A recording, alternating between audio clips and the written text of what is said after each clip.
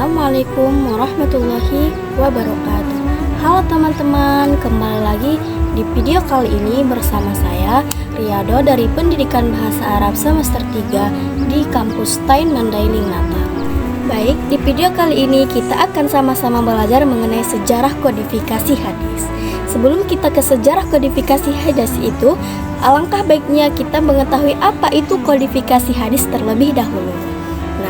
Pada teman-teman yang belum tahu apa itu kodifikasi hadis, simak di video berikut ini ya. Baik, saya akan menjelaskan kepada teman-teman sekalian apa itu pengertian dari kodifikasi hadis. Secara bahasa, kodifikasi hadis itu memiliki 3 makna. Yang pertama, al-kitabah, di mana al-kitabah ini memiliki arti yaitu penulisan. Dan yang kedua, at-tadwin, di mana at-tadwin ini juga memiliki makna yaitu pencatatan ataupun pengumpulan hadis. Dan yang ketiga, at-tasrif, di mana klasifikasi atau usaha untuk mengumpulkan sebuah hadis Rasulullah SAW. Dan secara istilah, kata kodifikasi hadis adalah proses pengumpulan dan penulisan hadis secara resmi untuk menjaga hadis itu agar tidak rusak, hilang, maupun tidak asli. Setelah kita tahu apa itu pengertian dari kodifikasi hadis, selanjutnya kita akan belajar mengenai sejarah prakodifikasi hadis. Nah, di dalam sejarah prakodifikasi hadis ini memiliki 3 fase, di mana pada masa Rasulullah SAW pembukuan hadis itu telah dimulai. Akan tetapi Rasulullah SAW melarang para sahabat untuk menulisnya karena Rasulullah SAW khawatir akan bercampurnya ayat-ayat Al-Quran dengan hadis sehingga dapat membingungkan para umat-umat muslim pada masa itu.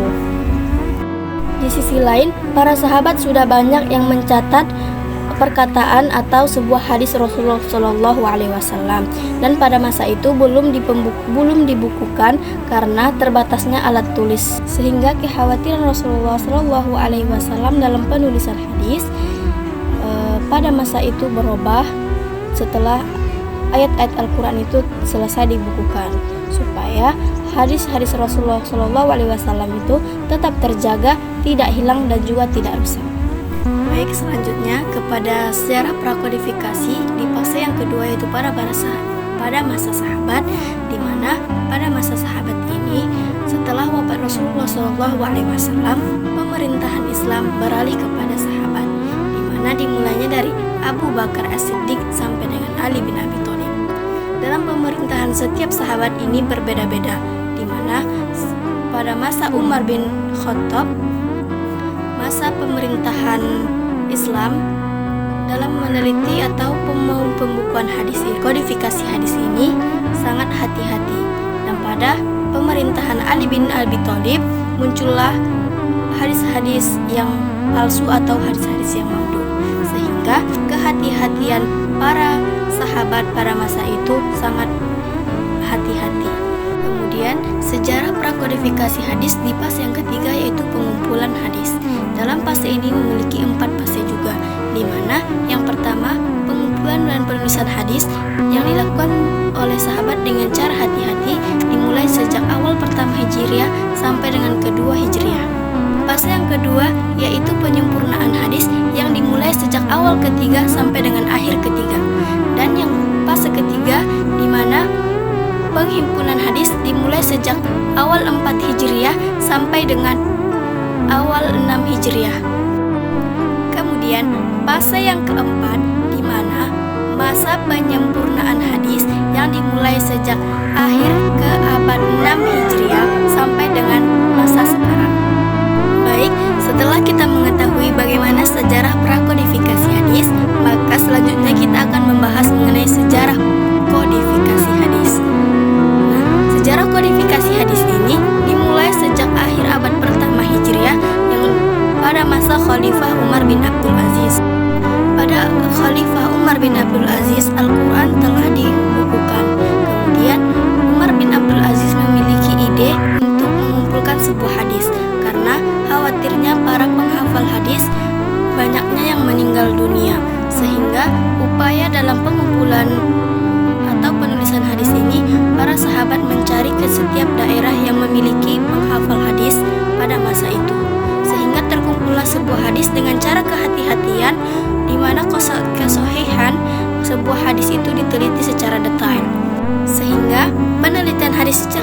itu tidak akan menyebabkan bercampurnya mana hadis yang sahih dan mana hadis yang tidak sahih. Selanjutnya, dalam sejarah kodifikasi hadis itu memiliki beberapa model pengumpulan atau penulisan hadis, yaitu yang pertama model al-Musannafat yang dimulai sejak abad kedua Hijriah, di mana cara pengumpulan hadis itu disesuaikan dengan tema-tema yang telah ditentukan. Kedua, model al-Musnad, di mana model al-Musnad ini berawal sejak awal abad kedua Hijriah sampai dengan abad ketiga Hijriah, dengan cara pengumpulan hadis itu hanya dengan para sahabat saja. Dan yang ketiga, model al-Sahah, di mana dalam model as-Sahah ini pengumpulan hadis dilakukan dengan cara melihat ketingkatan sahih dengan memiliki beberapa syarat, seperti bersambungnya sanadnya, periwayatannya adil dan tidak jarh. Dan yang keempat adalah model al-Sunan yang dimulai sejak abad ketiga sampai dengan abad keempat Hijriah. Dalam model al-Sunan ini adalah puncak penulisan hadis yang dilihat berdasarkan akurasi periwayatannya. Dan yang kelima adalah model kitab al-Mustadrak yang dimulai sejak abad keempat Hijriah, di mana dalam model ini pengumpulan hadis itu dilihat berdasarkan Bukhari atau Muslim. Yang terakhir adalah model al-Mustakhraj yang dimulai sejak abad keempat Hijriah. Dalam model ini pengumpulan hadis dilakukan dengan cara melihat jalur-jalur yang sesuai, seperti jalur sanad yang dibuat oleh penyusunnya. Dan cukup sekian pembelajaran kita di pertemuan kali ini. Semoga kita semua mendapatkan ilmu yang bermanfaat dan bisa kita ajarkan kepada orang lain. Kurang dan lebihnya saya mohon maaf. Saya pamit undur diri. Wabillahi taufiq wal hidayah. Assalamualaikum warahmatullahi wabarakatuh.